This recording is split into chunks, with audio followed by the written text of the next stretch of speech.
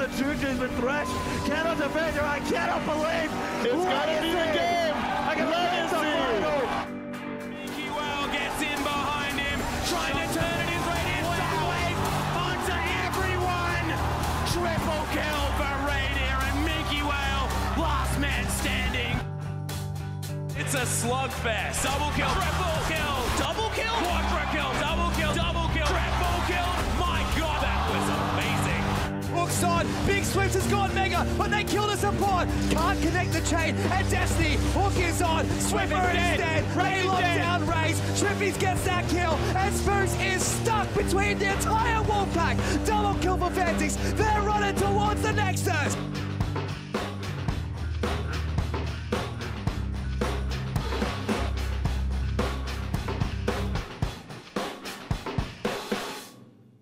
Hello and welcome to the OPL Week 2, Day 2, of course, brought to you by Hungry Jacks. You're getting a look at the Direwolves as they get ready on stage live at the Sydney Piermont Studios. Of course, they're going to be going up against Sin Gaming in Game 1. Cronin's hair there actually looks really damn good. He's gone the tie back. He's not Ronan the Barbarian anymore. He's put it back. He's nice and neat. He's ready to pop off in game today. Certainly is. Hello everyone. I'm Jake Spawn Tiberi. Joining me on the desk as always is Bryce, Agent Paul.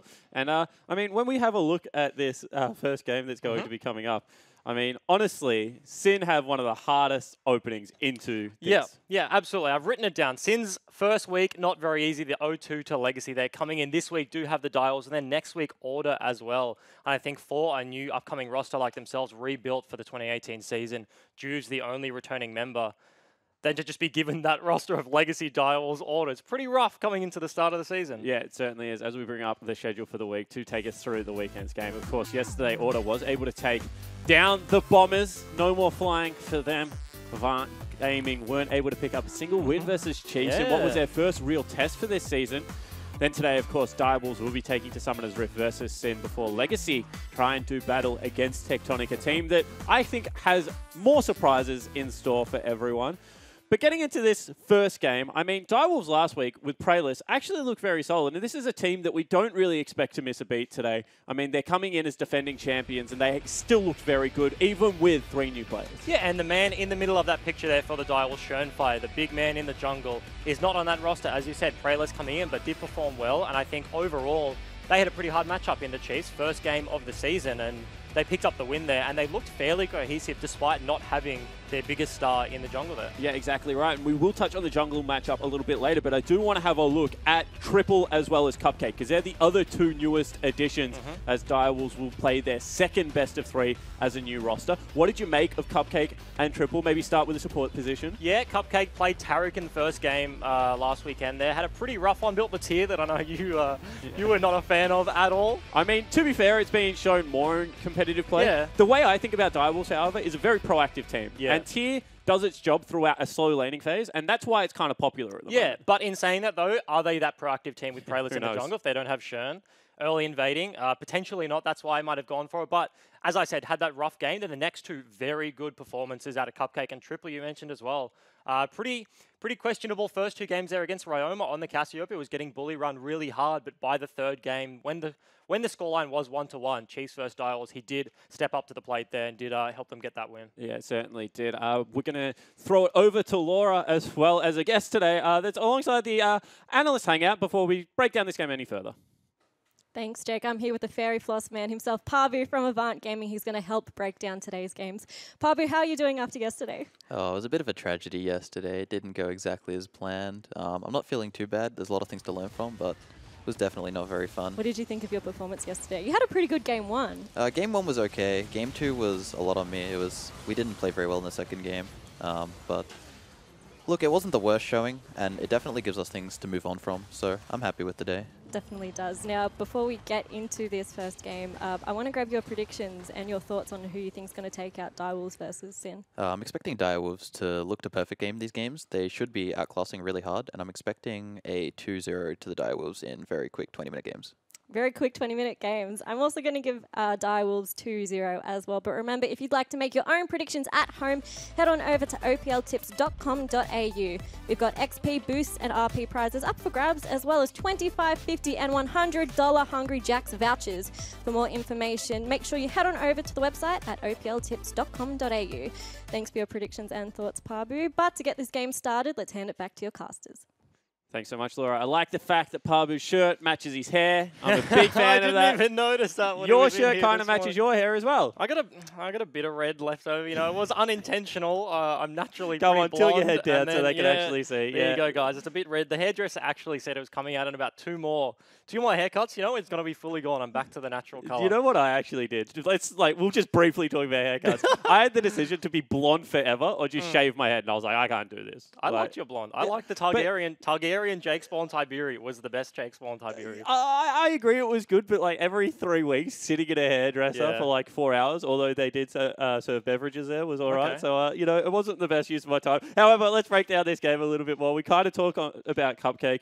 Now let's go to the jungle position because we're going to see Juves, one of the most experienced junglers in the OPL, go up against Prayless, as Juves is, of course, going to be riding Bristol into battle in this photo. There's that Twitch emote, his face right there. But we did mention Prayless. Not a one-trick jungler, but kind of looked that way in his first series of games for the Direwolves. Had a pretty poor performance on the Kha'Zix into a bit, but on that Shyvana did a lot of work for the Direwolves throughout that series and possibly netted them a few wins there. Yeah, it certainly did. And the one thing I like about the Shyvana is when you're on things like, you know, Sejuani Zac, you have to be a proactive playmaker. When you're on Kha'Zix, you generally have to be able to pick up kills. Shyvana is a jungler that only relies on neutral objectives through dragons, as well as big farm numbers to be able to do her role in a team. So potentially as a sub, one of the better pickups you can have. Yeah, 100%. And then we talk about Juves on the other side there. I was mentioning last weekend, he looked like a bit of a one-track-minded player there. Level 2 gank mid lane onto Claire. Claire didn't flash, so he gets the kill, and Juves is like, hell yeah. Look at him right now, but he's telling everyone the story like, guys, like that was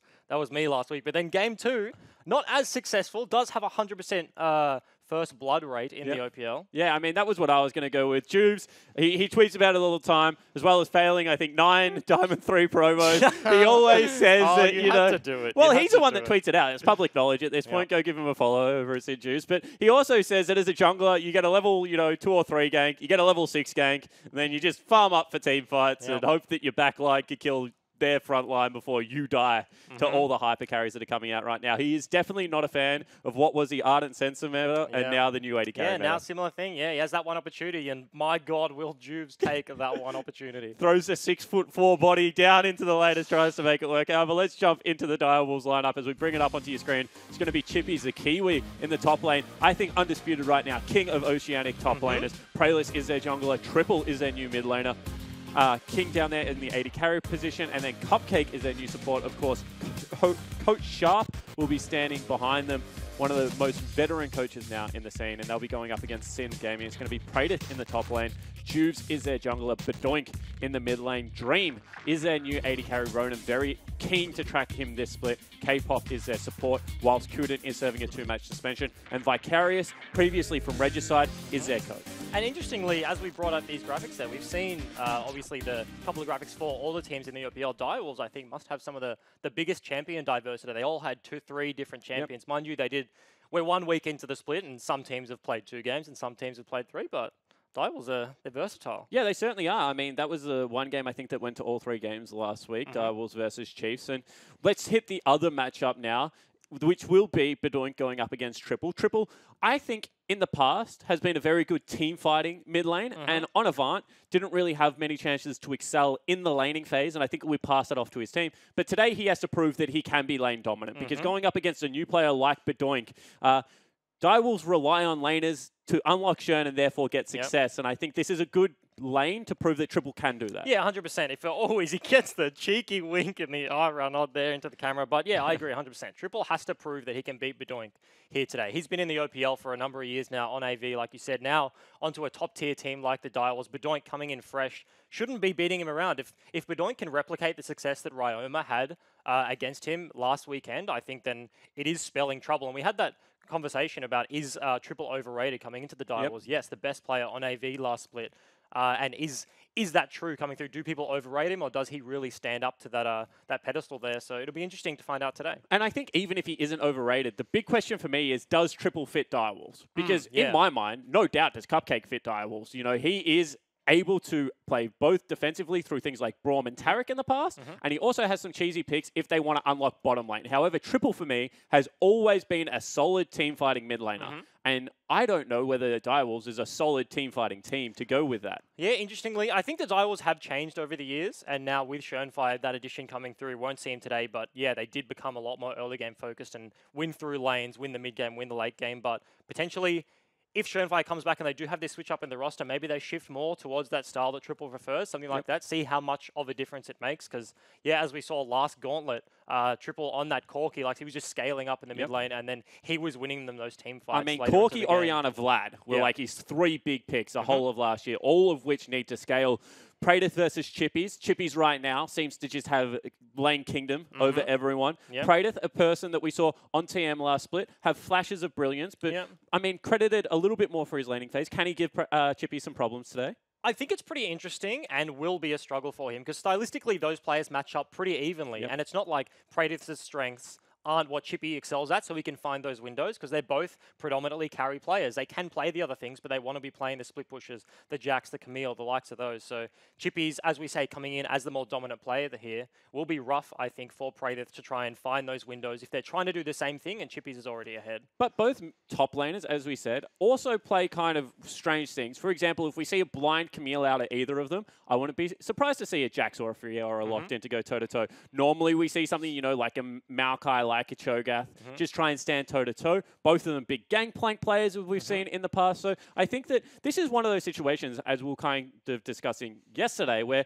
you know there is more depth to these players. They have very diverse champion pools, and therefore sometimes the draft can catch you off guard. Yeah, and I mean, also we can just talk about what we see in the OPL, right? These players are scrimming 5 days a week, 2 different sets per day. So obviously they can play a lot more than potentially the draft doesn't suit. Because coming into the games on the weekend, they're like, okay, we're playing against the Direwolves, so we're going to steer away from these team fighting picks or whatever. We're going to play that split push style. Or if they come up against the Chiefs or something like that, they switch it up. So we don't necessarily see the full picture when it comes to on-stage games. And it's always interesting at preseason. I mean, we talked a lot about Runes Reforged already, but no one's really figured it out. Week 1, we saw no Galio. Yesterday, very high priority on Galio. I mean, we've seen a lot of Vladimir. Now we're seeing more Spellbook top laners. I mean, around the world. There was a Spellbook Kled, I think, taken in the LPL last night. The champion pools just seem to diversify. How hard is it to solve a patch when you haven't been playing on it competitively, just solo queue? I mean, very hard. And I think solo queue is really where you spam the hours, where you grind those games out as an individual player, right? Then you have to bring that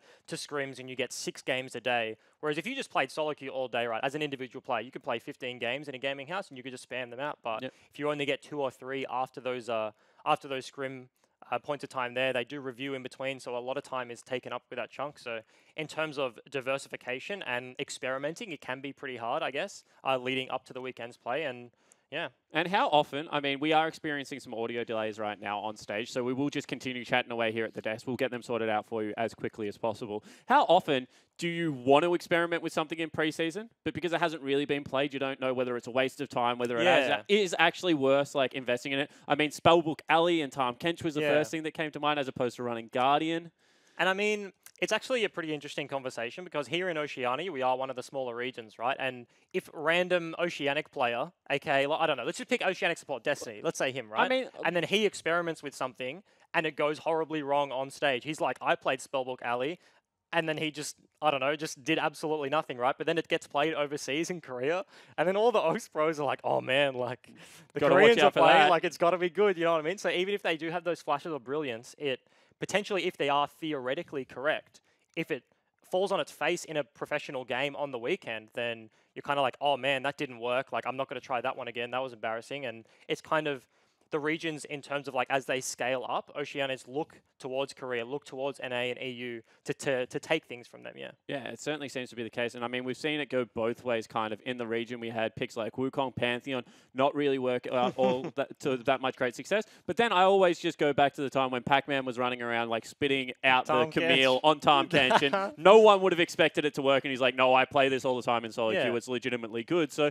I think that, you know, it does come both ways, and we'll see whether the diversity is there. Because, I mean, even though we're about to go into 8.2 next week, if anything, you know, the removal of Targons from bottom lane, Spell Thief's not upgrading the whole way, actually should open up the champion pool once again even further to be able to come back in. And I mean, that's what makes a great championship winning League of Legends teams. Like, if you're good on patch 8.1 and then you suck at patch 8.2, then, well, sorry, you're going to play 2 weeks on it at least minimum at the competitive level. So being versatile, not just in your champion pool, but in the styles you can play and stuff like that is extremely important in terms of winning a season, not just winning a game here or there. And I think you touched on it earlier. One of the most interesting things for me is the fact that, yeah, we didn't see Galio in patch 8.1 week 1 in competitive play, and then somebody somewhere just played it, and everyone's like, oh wow, yeah, I remember that champion. Like, it kind of came out of the woodworks from nowhere, despite not being touched for a while, and was just obscenely broken in a lot of people's eyes. Yeah, it certainly was the case, as you can see on your screen, still having those audio issues, so the game is being delayed. Still want to go back to this game in particular. We hit kind of the top half of the map very hard. That is generally where Direwolves win the game. But at this point, I think we have to acknowledge the fact that Kuden's suspension is still in place. That K-Pop will be playing with Dream down in there in that bottom lane. Is this a lane that you just hope they can farm up in the current meta, or can Juves get down there and impact? I mean, it is interesting, and we'll see what they choose to do in this game, because you'd think, okay, we have a sub on the bot side, like, we want to play through top side, but then against the likes of Chippies and obviously the Direwolves have Prayless on the top side as well, so maybe it could be an option there. But K-Pop coming in with Dream. Dream never played OPL before, and then K-Pop coming out of OCS with a bit of the OPL experience on Regicide. 3 games with Regicide well, or something like that. So not too much experience there, so very inexperienced bot lane going up against Cupcake and King, who do have a lot of that experience and haven't been playing together for too long, but have at the professional scene. Yeah, and I mean, even though they haven't been playing together for too long, they did have an extensive boot camp in Korea, which would, of course, help in that 2v2 sense. Playing solo queue together, all those things. There's certain things that you can get out of solo queue, and I think synergy between support and AD carry is one of those. And they brought back Duo Q and Challenger, so thank you, Riot Games. That is fantastic. Mate, now you're not in, I don't know why you're thanking them. You're not in Challenger. Thank you, as a Diamond 4 player, thank you for bringing back I'm not Duo a Q Diamond 4 player. What is your rank right now? I'm Plat 1. Oh, wow. As a Plat 1 player, thanks for reintroducing Duo Q. We just did placements, and then I moved house, so I haven't had access to a game of League of Legends. Thank you very much. Exactly right. So why are you thanking for Jake, Duo Q let's Challenger? talk about something right now. Challenger players, I could go 0-10. I'm just gonna be hitting you with a brag right now. I could go 0-10 in my placements and still get Plat 1. What did you go? 6-4, 4-6? Yeah, something like that. Yeah, and you got, what did you get? I got Plat 2. Yeah. There you go. But I could go 0-10 and I'd still be high ranked. I'm not on the analyst desk right now as a platinum player thanking Riot for Challenger changes. I think that is the purpose of this conversation. The timing has undone me here, so sorry guys. That's my bad. I've also played a couple of games with you lately where you've been on AD carry, and whilst I acknowledge you are a Challenger support, your AD carry is not good. I don't think anyone has ever said my AD carry has been good. Actually, no. Like, I think 2-3 years ago, I made a Smurf that wasn't named eGym, that wasn't tied to me at all in terms of brand. And then an OCS team actually approached me because they found my unnamed account on the ladder and were like, hey, like, we think you're pretty good, because all I played was Tristana and Lucian. And they were like, do you want to play for our team? And I'm like, oh, no, man, like, I'm on Chiefs, dude. Like, that's not, that's not how this works. Yeah, that's, of course, if they don't know who you are, I'm sure there's no competitive ruling behind that. However, Direwolves versus Sid Gaming, as Cold War Jarvan get taken off the board, and Braum hits the bench, of course, probably Cupcake's best melee support. And do we see the Kalista ban onto the Direwolves? We saw Chiefs hit King with that one last weekend as well, so... At Worlds, that was by far and away King's best champion. However, in the grand final against the Chiefs, recorded some of the lowest damage Kalista games, so certainly was a little bit hit and miss. However, I think that King, when he's confident in a matchup, certainly plays a lot better. He is a confidence player. Direwolves taking their time with this last ban. Maybe there was just too much presence out of the support of Chiefs. However, let's not talk about that. Sejuani taken away. We, as you were mentioning as well, we're talking about King and Cupcake, but coming in, both of those players, in my eyes, last season had a bit of a slump towards the end of the split, right? King, his domestic performance, he performed very well overseas, but trailed off, and I think the same with Cupcake. Towards the latter end of 2017 for Legacy, Lost was looking really good. Cupcake and Lost together came in and scared a lot of bot lanes, including myself, right? But then towards the end of the split, kind of trailed off, and you'd hope to see these guys pick their form back up and keep that form from the end of the year. Yeah, and I mean, it's always hard because we talk about the career buff, we talk about the ability to be able to translate that over multiple weeks. Good solo queue experience into extended periods of scrim-heavy environment can take away from that. So we see Malzahar taken up by the Direwolves, and then Varus and Alistar. What I want to talk about is that last ban, Kalista, because we've seen it rise more. Kog'Maw gets taken away from the blue side, and then they wait to take away Kalista, because as long as there's Ezreal and Varus available, you can still trade those two picks, because they're A tier, whereas Kalista, Kog'Maw seem to be S tier. Yeah, and that's what you don't want to be in a situation where you do get locked out of that. You don't want to give them the first pick AD carry and have to ban away both or anything like that. We did see the Malzahar first pick. Interesting, only one mid laner banned. Of all the games in the OPL, Tahm Kench is still available. The Malzahar first pick strikes me as kind of weird from the Direwolves. Yeah, see whether they're able to make it work. It is going to be Tahm Kench picked up by the Direwolves, so no quick save out of that Malzahar hole. Everyone's going to be buying QSSs. Gangplank picked up and then matched by what will potentially be a top lane Vladimir. They do hold that flex, but yeah, Sin had access to that Tahm Kench, but they choose to go for the Alistar anyway, which is fairly interesting. We saw Rogue yesterday on Order have great success with the Ali for those engages there, so see if K-Pop can replicate that success. As the AD carry ban does come through, so King obviously not getting a whole lot of priority from the Direwolves draft here. Sharp obviously doesn't like his AD carry very much. Just joking. He probably has a pick up his sleeve here. Still has access to the Tristana, to the Caitlyn. I mean, one thing that the Direwolves played pretty relentlessly last year and had good success with was the Caitlyn. The ability to just chip down bottom lane turret in neutral matchups was quite strong, and we've seen Caitlyn internationally rise to some success. Tristana also taken off the board here. Not to mention, if they do pick up the Caitlyn, they already have that synergy with the Tahm Kench where you can trap and then spit on top of it for that CC. But you also have CC coming out of your mid laner already. You can just trap underneath the Malzahar ulti, and they get to pick their jungler, which in terms of junglers, you would assume to also have CC. So Caitlyn looking pretty good here for me. Yeah, I agree. And also the fact that you've got a scaling comp. Malzahar probably adds CC to a gank, and if the jungler has damage, you can pick up some kills. But Gangplank, he wants the 3 or 4 items at this stage. Caitlyn definitely wants at least 3 items before she starts fighting. So I think that they have a comp that can go the distance. See if any more scaling is picked up by Sin here. There's Kha'Zix locked in by Juves. Interesting to see how he goes on that one. But we mentioned it pre-game, saying the... All right, that's not a Caitlyn. That's not a Caitlyn. That's a Vayne into Varus Ali. That sounds real hard to play. Yeah. Yeah, it does, to be honest. Varus also pretty good into Tahm Kench in terms of like the ulti spreads. So if you just hit the Tahm Kench with that, it is a real tough time of living. Obviously, if you throw it at a Vayne, you can just get devoured out of that one with the Wukong hovers. Oi! Okay, here we go. But Doink, Yasuo has been locked in. You would have to assume. Potentially it could be a Praedyth Yasuo as well. Oh, yeah, actually, into the Gangplank. Yeah, into Gangplank. I mean, has Wind Wall to block some of that, but I would expect it to go mid lane. Yeah. The reason this, to me, is okay is because I don't know whether Shyvana can do enough damage at level 4 to capitalize on the level 6 ultimate that will be coming out of Malzahar, which is generally the first kill. That's why you see a lot of, Jarvan, Kha'Zix, Rengar played with Malzahar at the moment, because they certainly do more damage at that stage of the game. And if Yasuo gets to scale up, this 1-3-1 comp becomes obnoxious to deal with, because there's no way you can send Malzahar versus Yasuo in a long lane. Yeah, because he also can build the QSS, and he's not a AP side laner that kind of builds it and doesn't want to upgrade it. He can really happily upgrade that into Mercurial and then just be chilling, gets the extra AD, gets the stats that are useful for Yasuo. But you mentioned the 1-3-1 in terms of scaling, right? Direwolves, they have the Gangplank, they have the Vayne, they have the Shyvana.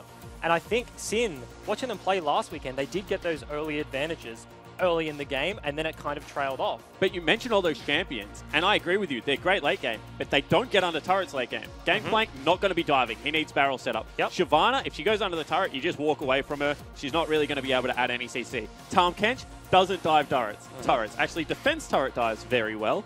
On the other side, you've got things like Alistar, Varus. These are champions that all excel when being dove. So I think that even though the scaling is there for the Direwolves, Sin have got a very good anti-dive comp, and in my eyes, a better 1-3-1. Yep, and they do have all those proactive tools there. With the Alistar coming through, I want to see a wombo. I want to see the 5-man Ali Yasuo combo coming in with the Vlad over top emote plague. That's all the damage coming out, AD and AP and CC. He's in a blue jumpsuit. See whether he's able. Is that blue? Yeah, it's blue. It's All blue right. with purple stars. See if let's see Dream. See if his skin's blue. If he doesn't use Arctic Ops Varus, I'm angry right now. You're angry at Dream? Of course, we've got Laura standing Oh, he alongside did. with Sharp for the coach interview. Thanks, guys. Yes, I am standing alongside Sharp. Last week, you got to see Sin go up against Legacy. What were some of the things you were able to take away and learn from that series? Well, since it's week 1, I guess everyone's kind of testing out things. No one really knows the meta, so I guess we, like, it was really hard to say because it's first week, and I guess new squad, you can't really take much about like their team play or style or trends. So it's mainly just to kind of figure out, play our own game, figure out the meta, and play what we think strong. Well, we heard there were some delays getting into this game, and we saw the team all chatting together, but how do you keep them calm and focused? Yeah, like, I guess in the past, I guess everyone kind of knows, like, we did a bit of breathing and stuff like that, but I guess kind of keeping the conversation League of Legends related, and guess what we're expecting for the team to play, and kind of talk through our plan, just basic gameplay, yeah. And we've got a Yasuo in this game. What are your thoughts on that pick? We kind of saw that Praetor and their mid laner both. We know that they're both Yasuo players. We expected it to be possibly played. We're not that familiar with Yasuo, so yeah, I guess we'll have to see how that pans out. Yeah, learn from this. Well, thank you very much for the interview, and best of luck with the series. Thank you. Sharp talks about mindset for me as much as any coach in the OPL, and it makes sense. I mean, when you have a look at Direwolves, they're not going to lose games very often based off raw skill. However, mindset in League of Legends is incredibly important. So we'll see whether they're able to, keep it together for this one. These are kind of trap games when you're against what you expect to be a lower tier team, and they bring out a pick that they are renowned for in Yasuo, but you maybe aren't as familiar with. 2014 Chiefs mindset. That was the downfall, man. That was the legacy rise up winter finals. They got the victory there. Do you think that was a mindset victory? 100%. You think Swiper thought he was the best, and he was playing Ignite when TP became the meta. He was playing Ignite Renekton into Minky Whale's TP Shyvana, and he was just a huge dragon. See whether something like that is replicated today. Of course, this game for much less stakes than what Winter was for. There's Triple doing a very good job of just catching creep waves here. This is kind of the part of the game where Malzahar can be shoved in once first back and level 7-ish comes through. Not really as easy anymore. It's really about his Q. The E by itself isn't going to do a whole lot of damage. You need to be autoing. You need to be reapplying that with the Q. So he needs a few levels in that one. Breaks the shield, gets the knock up. But not a whole lot coming out from Badoink there. We do have an Infernal Drake. Once again, first dragon of the day is just always Infernal. Certainly is, but Infernal for Shyvana just puts priority down there even more. Shyvana, once hits level 4, can solo that whenever she wants. And you can see Badoink right now actually goes into his jungle, gets some good damage down onto Praelis. Just slaps him around a little bit. Yeah, that's going to be really nice for Juves, knowing exactly where Praelis is on the map. He's only level 3, and Juves potentially looking for something in the top side. Just jumped over that Baron wall. Yeah, you can see Chippies reads it, goes for the ward, and Juves instead just going to get himself a Scuttle Crab. So full clear is really coming out of both junglers. You can see right now that Juves is going to go up in that camp due to the fact that that gives you 4 creeps now. I love that. Value Scuttle Crab. That's a value. So that's a +3. But Juves obviously on the Kha'Zix and not the Jarvan, but last weekend we saw the double level 2 gank, but this has is really nice from safer... Juves. I like the fact that he's just protecting his lanes, ducks into the forest. He is now being trailed by Praelis, so needs to be slightly more careful. Now we'll spot him on a ward. Ooh, Praelis, if he keeps walking forwards, he will. Juves is behind him. Just places the ward there. Gets out spot free. Juves standing on the ward. Obviously in that dot bush as well, so not a whole lot coming through, but Doink getting shoved in. Can't get access to that river anyway, so a little bit of a dance between the junglers, but doesn't amount to a whole lot. Yeah, it certainly doesn't. However, in the mid lane, you have to say that Badoink, melee versus range, to be up in creep score is very impressive. Going to Q max if you want to replicate this at home. We did see a lot of E max when Yasuo was popular into Gnar and things like that in the top lane, but apparently Steel Tempest is now the new flavor. It also has a lot to do with the state of the lane. Top lane, obviously, much longer. Very longer. It is a very long lane comparative to mid lane. So being able to dash through the creeps, you have a lot of room to play with when you max that E, and you can dash onto the champion and then dash back through the wave. But mid lane, if you do the similar sort of strategy, you do end up under the other person's turret. Yep, certainly do. You can sometimes get carried away and just lose your positioning as well. You have to leave yourself a creep to get back out on, which I, for one, always overlook. I, for a period of time, thought I was going to be a great Yasuo player. You would. Before I thought I was going to be a great Kayn player, I was convinced I was going to be a good Yasuo player. And were you? Look, it went about as well as Kayn, and I think I finished as a 38% win rate Kayn player. I was a Kayn ahead of my time because I thought blue Kayn was like the proper way to play Kayn. And now I've actually been smashed by a couple of blue Kayns lately in solo queue. It kind of seems at this point, Kayn, when he is picked, he's already niche enough, but it's dependent on whether they get ahead in the early game. If you get a successful gank off, you start going blue. Yeah. If you fall behind or even, you start going red, just so you're a bit tankier, do more consistent damage. I can appreciate that. Also depends how many tanks in the game. That's what I put it down to. As soon as they had tank jungle, tank support, I just went red in the end. Because unfortunately, blue Kayn sucks into tanks, whereas Rast, very good. See in the mid lane, Zeal going to be the first item picked up. Of course, Yasuo's passive, very unique in League of Legends. You do less damage on your critical strikes. However, all of your critical strike that you pick up will be doubled. So right now, that's a pretty valuable item for him. This is a much slower early game out of Sin. Last weekend, they were very proactive in those early stages, and I do worry, once they got into mid and late game, they were overcommitting into the side lanes quite a lot. They were looking for those ganks into the bot lane, losing control of top side and Baron, that sort of thing. So I am worried for Sin going into this game here. Direwolves do have very good macro game. Can Sin stand up to that if they don't have that early advantage already?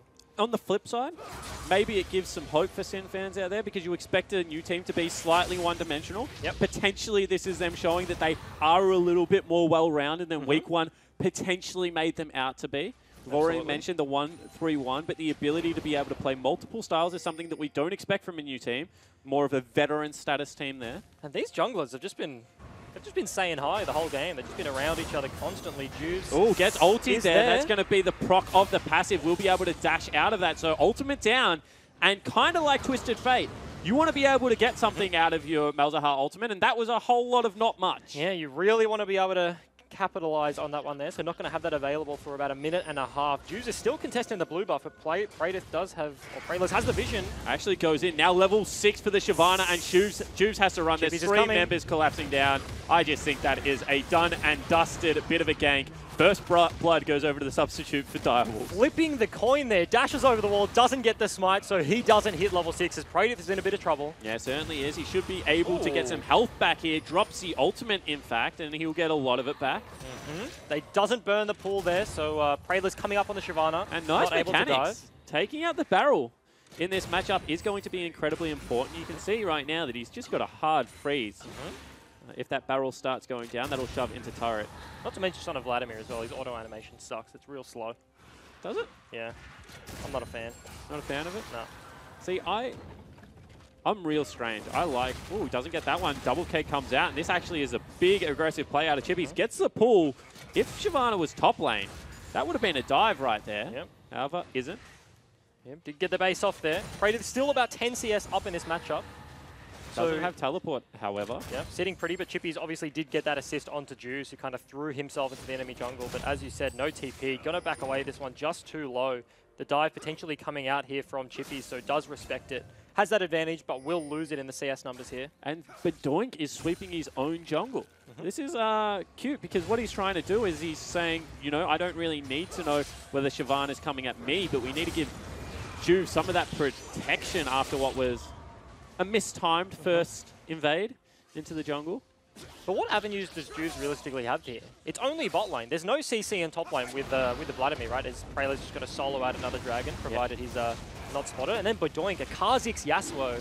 Unless you land that Tornado on the Yasuo, which is fairly slow, I think Triple would have to mess up significantly to get hit by that one, especially when he does have that spell shield from the passive there. So Juice doesn't have a whole lot of options. I think he should focus on being a battle lord, like going in, finding the Shyvana, not letting things like that happen.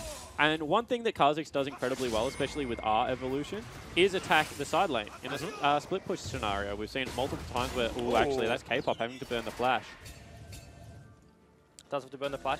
Passive applied from the Tahm Kench, but not able to pick him up there. And that's pretty big. No Hex Flash on K-pop, so differing opinions for Rogue. Does have Inspiration Tree anyway, but as you just saw, proc the boots and the biscuits. Boots on Alistar are so strange to me because I think if you expect to stay in laning phase, then you go boots, right? Because it's not as important. But I think if you're expecting to stay in laning phase, don't pick Alistar. because I think that one of his strengths is the fact that he can get that Moby rush and have immediate impact in mid lane. And I mean, if you're really cheeky, you can base and go top. Yeah, if you base with 900 gold, you get those boots and just run top lane. Ganking mid lane, a lot more expected than top, so you do catch people off guard. But Alistar is a very good defensive support if you do wish to play in that way. Oh, nice condemn from King there, buffering the knockup combo. But he can be played very defensively, obviously into... Ooh. Another time we're going to see this gank into mid lane. Flash away. Praelis just flashes on top of him and eats him. Overreach there from Bedoink, and he actually uses both summoners. And of course, anyone curious about that interaction there, Wind Wall doesn't block the damage from Malzahar ulti because the damage actually comes from the pool underneath. So the CC still lands, and the Wind Wall was buffered, but unfortunately just got too low. Praelis picks him up with a flash, and that's 2 kills over to Direwolves and net themselves a 1.5k gold lead. Yeah, and one more time, I mean, we have to be singing the praises of Praelis. This is a guy that was overlooked in the offseason, obviously not picked up for the main roster, now coming in as a substitute, and is having great impact in the first 2 weeks, and he's going up against quality opponents. I mean, going up against week 1 into Bibip, someone that was very hyped coming into the OPL, and now against Jubes, a veteran of the scene. I mean, this is a good showing. And I mean, it is very curious to see how much of that is the coaching of Schönfei is obviously around the SCG, the facilities there for the Direwolves, and Schönfei looking over his shoulder. Are they still splitting scrim time, or is Praelis playing 100% of them right now? Schönfei would be looking at how he's doing and helping him with that progression, so... And I mean, in Oceania, jungle has always been one of those roles, much like top lane, that we say there isn't depth there. However, this shows that a person that was overlooked can actually go toe-to-toe with a lot of the people on main rosters. So potentially a wake-up call for a lot of the organizations to say, hey, the talent is out there. You just have to look. Because now we have a gank in the mid lane. Nice flashes out of that knock-up. Very nicely played there for Triple. Gets some good return damage. But something that's been very passive so far this game is this bot lane. We keep checking in every now and again, but you have to think this long, safe laning phase coming out of the Vayne has to be more beneficial for her than the Varus. Obviously, Varus will like the fact, round 2. Actually, they're going to bring everyone. That's going to be a Tahm Kenchhold as well, and that will be the mid lane turret broken. So Malzahar getting very good value right now out of what was a very quickly rushed Phantom Dancer. No QSS, no Merc Creds. 2 for 3 ultis coming up successful here. Yeah, no turret as well. That's a big deal here. The Direwolves do have so much pick potential with Triple getting these assists. Already has the Morellos. If he can get access to roaming around the map, he can push this wave all the way into the inner and then access the side lanes. I was just mentioning how the bot lane has been fairly safe right now, and it does favor the Vayne, but potentially they could blow that right open with the Malzahar now. I would tend to agree with you. However, Varus does some of the highest theoretical max DPS in the game and has quite an expensive build as well. Doesn't go crit, obviously, anymore, but things like Ginsu's are surprisingly expensive, and he comes back to laning phase with the Blasting Wand, the dreaded Blasting Wand. Unfortunate back timing here, but he does have the tabbies, so he'll be okay. Still at the stopwatch, so if he gets into any situations he doesn't want to be a part of, just hit the yo crap button. But on the other side, you do see the Infinity Edge already finished for the Vayne. Yeah, exactly right, and that's going to be a pickup that, especially early game, if you go into your ultimate, get all that bonus AD, and manage to get that crit off the tumble, does a lot of damage. See multiple members roaming up here. This is just a mistime roam. They should know when blue buff is up because Juice challenged for the first one. So Triple was never going to be in the lane there. And they do know they are at blue, obviously, because Triple is going to walk out right there and show himself in the mid lane. Do they opt in? They're going to go anyway, so the shield is broken. In they go. Knock-up is successful. K-Pop grabs the kill, and they burnt the ultimate. I mean, they get the kill, doesn't go onto the member they would like, but now they can start pushing back into this mid lane and try and even up the turrets. Yep, it's certainly something. They were patient enough there. You said it was missed time, but they just wait around for long enough, and Triple does overextend there. No flash, obviously. I mean, I don't want to be too critical on Direwolves because they've certainly played out this early game very well. They have a 3,000 gold lead and the Infernal Drake. But I feel like that is a gank that you should not get hit by. I feel like if you don't see Alistar and you don't see the bug, you just kind of play that one slowly. He's already winning the lane by so much. And they are still going to get that advantage in the bot lane. They had Vayne and Tahm Kench down there already, just shoving in Dream on the Varus, so they would have been able to get that chip damage. But the situation does arise where... He's done that twice now, However, this time K-Pop didn't burn his head, but pulverize, so he goes back in, gets some okay damage, doesn't get the stun out, however. But doesn't amount to too much damage there. King keeping himself safe, but that's I respect that. That's a really hard thing to do, honestly. Buffering the Condemned 2 out of 2 times right now on screen. Potentially off screen, we haven't seen it, but as we were just talking about that play, you do know the Praelis is on the top side of the map, so Sin do have complete bot side pressure. They walked into the jungle, take advantage of that quadrant there. In the Direwolves bot lane, they are in a 2v1, but they do have to concede a little bit of pressure. They can't overcommit for a dive because you will just get flanked by that Ali and that Kha'Zix. But in the end, they did go mid. They did pick up the kill. Yeah, and that's kind of my point, is that it's only for one wave, right?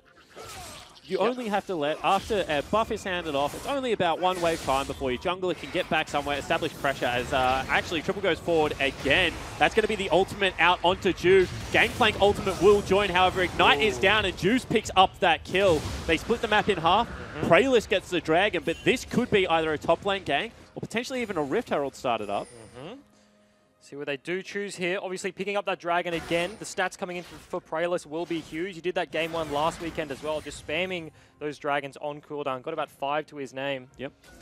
Obviously they give the 5 armor and MR that are then doubled in Dragon form. And look at this. A lot of the gold advantage right now is actually in the jungle position. 1,400 of the, 2,500 gold lead is actually on Praelis. So if he jumps into Juice here, we'll be able to win the fight, you would expect, with ulti especially.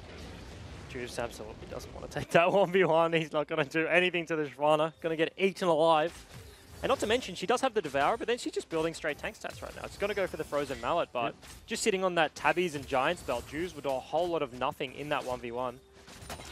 And you can see the control Direwolves have over this bot side of the map right now. Praelis obviously taking those Dragons, so they have the vision in Sin's bot side jungle. But you see what Cupcake was just doing, and now King's replicating. Sitting in that bush. The bot lane from Sin have no idea where he is because they have no vision in the bot side jungle. So he can be sitting there. He can ulti to mid. He can ulti behind the turret mid. Can ulti, I don't know, go from base. He can go top. You just have no idea where he is and what he's thinking because he's just sitting on that pink ward. And then in the end, you don't want to be the Alistar and comboing onto Vayne if you find out that Tahm Kench is still just sitting in that bush. And this is starting to look a little bit like a force, maybe not a dive. They're just going to bring multiple members down here. Voidlings will take up and protect the creep wave and give them a little bit more time to try and chunk this turret out. Good patient play out of the Direwolves. You don't expect the Vayne lane to win as heavily to take the turret, but if you bring enough members down here, especially with Yasuo unable to move, you will just be able to overwhelm it. And that's the big thing with this Yasuo matchup right now. Obviously done very poorly in the lane phase so far, been picked off twice, 0-2-2, has picked up the Quicksilver Sash, doesn't want to replicate that, but just has no access to wave clear again. Out of King, really is feeling it. Yeah, he is really feeling it. To get it once is good. To get it multiple times is better. Now we see the all-in on top lane. That's going to be Chippy's. Very nicely done with the barrel. Praedyth is in some trouble here. Does, however, get some health back there. Goes into stasis, but he's going to have to flash after this. Actually goes forward still. Wants a 1v1, and Chippy says, no thank you, mate. That will be mine. Honestly, so close. Praedyth there looking for the kill onto the barrel, but doesn't quite get it. Uses a stopwatch anyway. Chippy's holds on to his, and he's going to get the kill and the turret. Gets the kill, gets the turret, gets the stopwatch, gets the flash, puts him in the chili bin. Everything has just gone the Kiwis' way there in the top lane. You and see the solo, Juve's trying to force somewhere because this is kind of the frustration as a jungler. When your top laner fights 1v1, you already feel like you've split the map and you can't really help your bottom lane. You're like, I have to just get something going somewhere, surely. And he gets ultied for his trouble. This is going to be one more time, potentially Praelis flying in there. Chippies is also there, as you mentioned. Now in, he has everything available. They think he will not have it. That's a huge cake. The knockup is too late. He runs in, grabs Juice as well. All of a sudden, what was an even top lane is now 3-0 for the Gangplank. And honestly, such a clutch silence coming out of triple there means Bedoin can't flash away. They hit and the all of a sudden, this K-pop might just be the ace because K-pop is also getting chased down. Has flash, has the ulti, so we'll be able to run away. But Direwolves, they just put their foot on the accelerator and say, hey guys, we might win this game. Good flash. Flashes away from the chains there, but they do drop the Rift Herald, but they don't have much of a wave. Could be mistimed here out of Praelis. How low's the turret? Can they get it on this wave? Because the respawns will come through fairly quickly. I mean, Praelis held the turret aggro there for a very long time. You see one more time, the little void creatures come in. They don't get it. So no free turret pickup there for the Direwolves, although 95% is next best thing. It's pretty good, but if Triple could have held on to that flash there, obviously did have to flash away from the CC coming out of Varus, but it's pretty interesting. A lot of people don't think about the Voidlings from Malzahar do tank a single turret shot. So you can buy time for 4 turret shots, 3 on your minions before they start hitting the Rift Herald there. Zyra, similar thing with the plants. You can proc them under a turret and they do draw aggro. So if he didn't have to flash away from that CC, potentially could have kept the Rift Herald alive for another swing, got that one down, but unfortunately the pressure out of Dream was too much. He had to get the hell out of there. Yeah, exactly right. You know, we mentioned the fact that Varus's theoretical DPS is pretty high. You see the attack speed coming through there. When you're a full item behind, It's pretty rough. doesn't matter what champion you are most of the That time. sucks. Certainly does. You see top lane. Similar story right now as Chippies is 10 CS down, but all the Q procs into the head, plus the 3 kills and solo turret gold will help him out. And not to mention, the AD carry on the side of Sin Dream is about an item behind, maybe half an item there, 75%. He's got that recurve bow, but when you look at the kills on the side of Direwolf, their top and jungle is 3-0. So you're looking at your matchup where King is 0-0-0 and you're like, damn, I'm already behind, but my top side of the map is weak. Pretty rough situation here for Sin. Certainly is, and what that means is that King hitting frontline is just going to get through them even quicker, whereas you're going to be dealing with just a whole lot of a frontline out of the Direwolves right now. They do go into their 1-3-1, however, matched by the Direwolves. Is this maybe the stage of the game that Sin can look to start regaining some form of control? Doesn't look like it. You'd hope so, but yeah, absolutely not. Chippy's still winning this 1v1, has access to the stopwatch, so can dive if need be. Pray that's having a real rough time trying Certainly to hold is. this one. In comes Juice, however, Hemoplate goes down, flashes, may have to burn the stopwatch, uses it. All of a sudden, the Shyvana is very close, as is the Tahm Kench. So they get multiple members here, flash out, 2 flashes to follow, and they will trade the 1-for-1. See whether they keep going. Ultimate is available. QSX is actually burnt here. Zhonya's as well. Is it See enough? whether they can get Praelis away. Knockup is available, but you can see the Shyvana is just unrelenting. Flash also there, and they will not get him. Meanwhile, King's in the base. Cupcake picks up the kill, and King just says, come on, boys, let's keep fighting. And K-Pop now is in big trouble, will fall down. Oh. And that is the Direwolves absolutely stamping authority on this game. You just said, is this the part where Sin can start holding, start gaining some advantages, but the Direwolves commit, and they commit hard, bringing everyone to the bot side. King ends up in the base, they clean up all the kills and look to take the in-hit. Yeah, exactly right. And at 22 minutes in, a 1-3-1 comp cannot stabilize. In fact, loses the maximum you would expect at this stage of the game. The worst in-hit. And they get the stun right now onto Juve. You see Windwall goes out, Doink wants a piece of him, but gets ultied up, has to burn the QSS, and he is at 50% health. Flashes forward, looking for the big play, but just gets absolutely deleted. And now Dream in some trouble, turns around onto King, uses a stopwatch, and K-Pop, you're a support in the middle of absolutely everyone, although Praedyth now flies in. Chippy's on the wrong side of this team fight. They're going to keep going. They're actually going to pick up 2 shutdowns, and Juve's continually chasing here onto Cupcake. Will be able to pick up a 3rd kill, and Direwolves, they bite off more than they can chew, and they get punished. Just take the objective. Direwolves got everything they wanted, but they just got baited into that fight there. But Doink goes in with a flash, gets a few more members, and trading gold, trading kills. Ooh, that was a burned a misclick. stopwatch there on top of a ward. Flash headbutt pulp coming out of K-Pop. Will have the stun available. Can Juice catch up? It does not look like it. So Praedyth should survive. They won the fight with basically no return and then stuck around and got 4-for-0 here as we do see this one more time. Juve's coming in.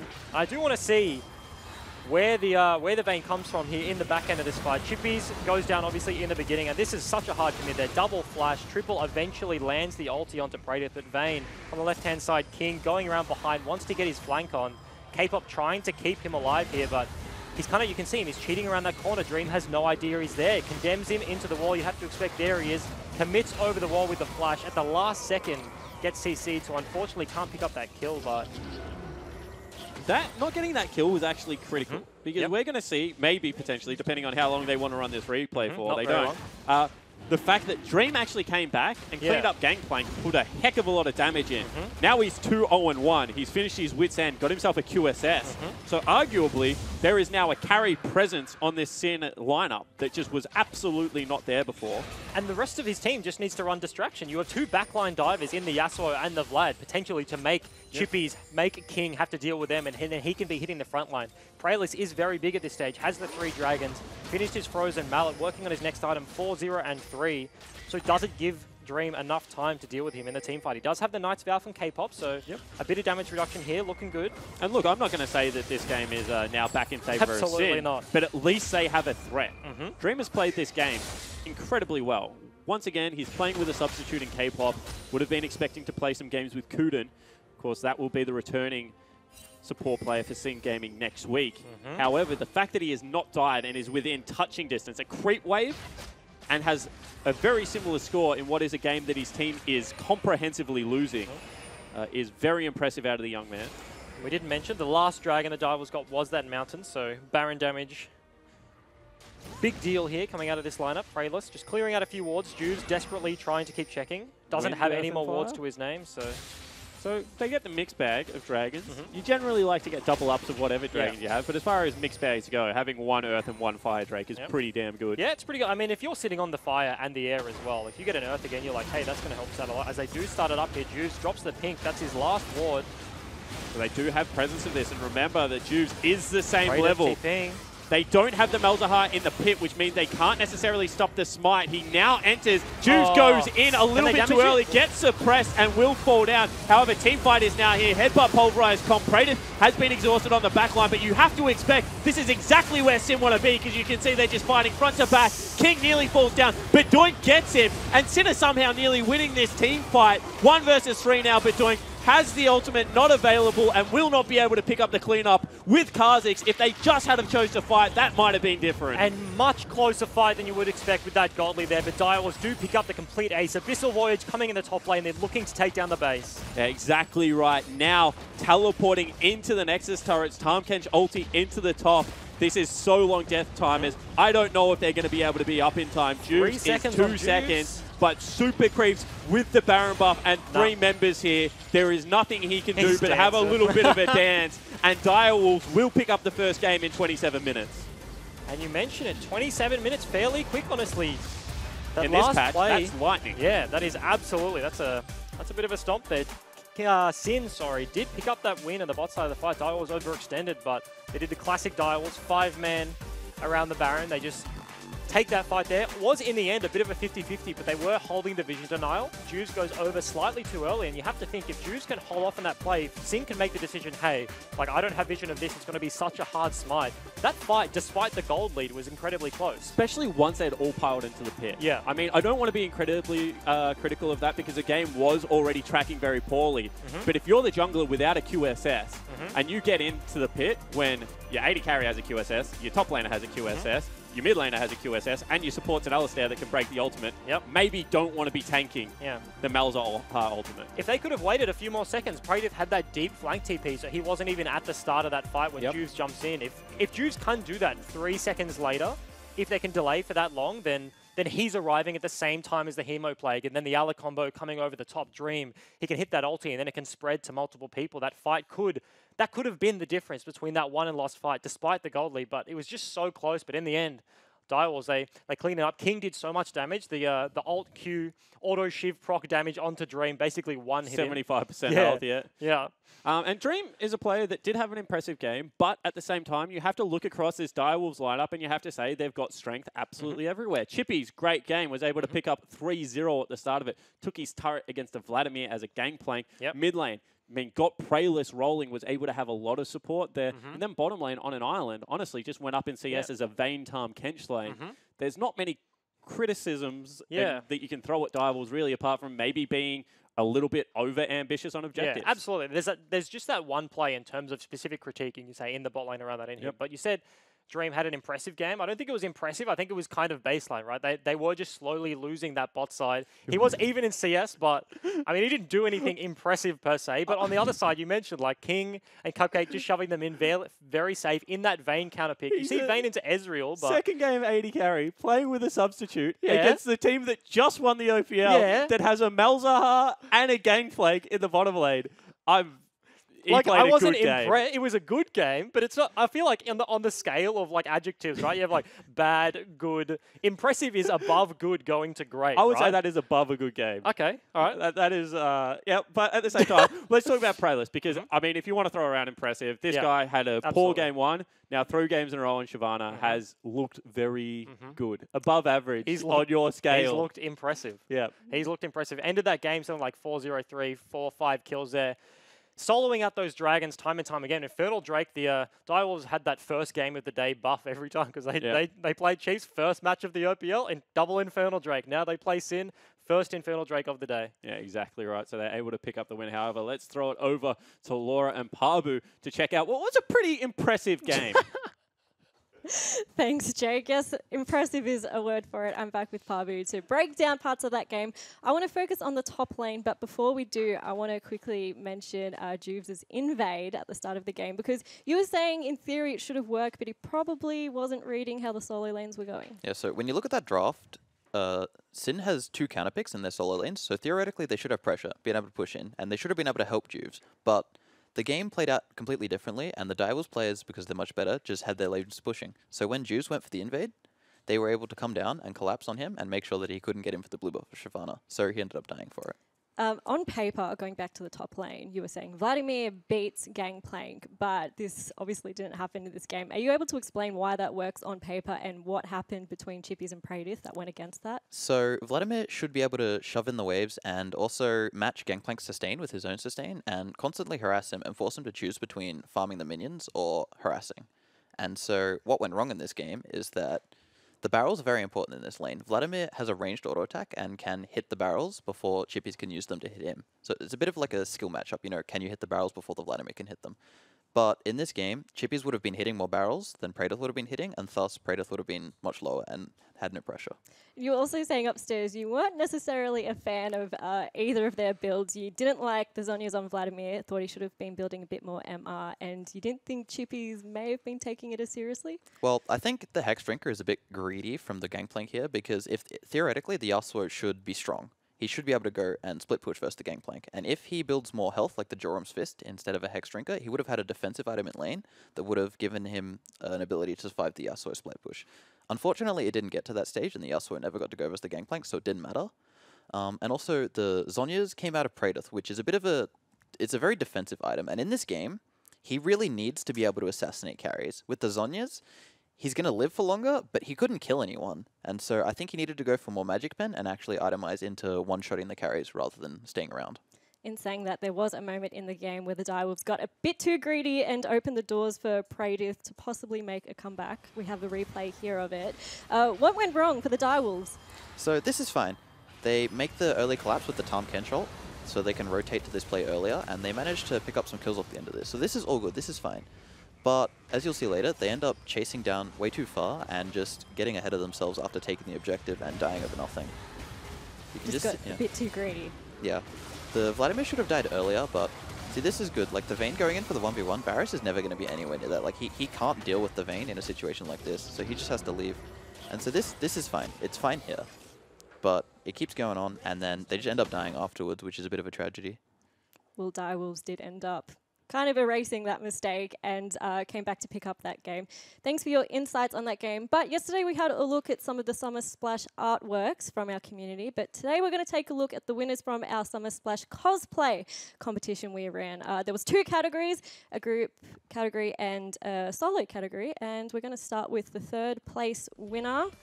Oh, sorry, 2nd place winner on the groups with Kaziri, Craft Glue, and Mosh X, I believe is how they say their names, with Soraka, Ari, and Oriana. I think the key on the back of the Oriana is really cool. I wonder how they stuck it there. Oh, maybe some craft glue? Yeah, good one. In 1st place, though, there was Mercat, Mary Bear, and Chucky as Ari, Lux, and Sona. I actually think the Sona one's really cute. Oh, I'm a big fan of coloured hair, as you may or may not be aware. And yeah, I think the Sona one looks pretty cool. I like the pool toy. Hit Pabu up on Twitter, Pabu22. 3rd place in solo was Pick, I think, as Kindred. And this is just a beautiful photo. Yeah, it's the really colours, colourful. I wonder how many times they tried to get this shot so that the waves looked beautiful. And yeah, I feel like she was sitting there for a while. In 2nd place, we have Craft Glue again, back as Oriana. Yeah, the markings on her legs are quite cool. She's actually gone pretty far to actually make herself look like Oriana. It's pretty cool. I dig it. And then in 1st place, we have Picker as Tristana, and that cannon is really, really cool. Yeah, it reminds me of like water parks, you know, where all the water things that you shoot at each other and just, I don't know, reminds me of my childhood. I like how simple it is. Yeah, like a childhood toy that you'd buy for yourself. Yeah. Well, thanks for your insights on that game. But we'll be back with Game 2 between the Direwolves and Sin Gaming right after a break and these highlights. Has everything available, they think he will not have it. That's a huge keg. Oh, The knock-up that is was. too late. He runs in, grabs Juice as well. And Hell flashes forward, looking for the big play, but just gets absolutely deleted. And now Dream in some trouble, turns around onto King, uses a stopwatch, and K-Pop, you're a support in the middle of absolutely everyone, although Praetor now flies in. Chippy's on the wrong side of this team fight. They're going to keep going. They're actually going to pick up 2 shutdowns, and Juice continually chasing here onto Cupcake will be able to pick up a 3rd kill. And Direwolves, they bite off more than they can chew, and they get punished. Juice goes in a little bit too early, gets suppressed, and will fall down. However, Teamfight is now here. Headbutt pulverized. Praetor has been exhausted on the back line, but you have to expect this is exactly where Sim want to be, because you can see they're just fighting front to back. King nearly falls down, but Doink gets him, and Sinner somehow nearly winning this team fight. 1 versus 3 now, but Doink has the ultimate not available and will not be able to pick up the cleanup, but Super Creeps with the Baron buff and 3 members here. There is nothing he can do but have a little bit of a dance, and Direwolves will pick up the first game in 27 minutes.